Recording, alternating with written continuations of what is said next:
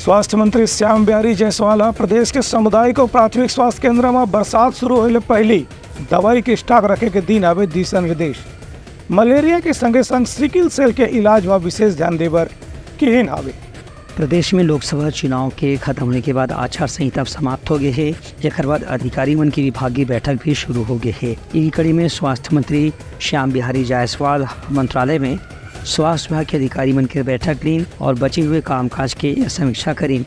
यह मौका स्वास्थ्य मंत्री यकीन कि अब राज्य सरकार के नवा नीति के तहत यहाँ सुशासन के बारे में लोगों मन विशेष ध्यान देना है। और यह बरसात के मौसम में प्रदेश के ग्रामीण क्षेत्र में स्वास्थ्य केंद्र, सामुदायिक स्वास्थ्य केंद्र में हर प्रकार के इलाज की सुविधा मौजूद होना चाहिए। संगे संग दवाई के भी पर्याप्त स्टॉक रखना जरूरी है। उनका कहना है कि एनीमिया से प्रभावित क्षेत्र में एनीमिया से बचाव की दवाई और सैंपल के जांच की व्यवस्था भी होना चाहिए। उन्हें राज्य में मेडिकल कॉलेज और मेडिकल कॉलेज से संबंधित अस्पताल की संख्या बढ़ाए पर भी सरकार हर तरह से बजट उपलब्ध कराए पर तैयार है।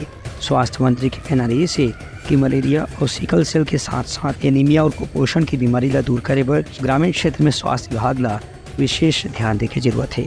ब्यूरो रिपोर्ट, उतलंघा न्यूज़।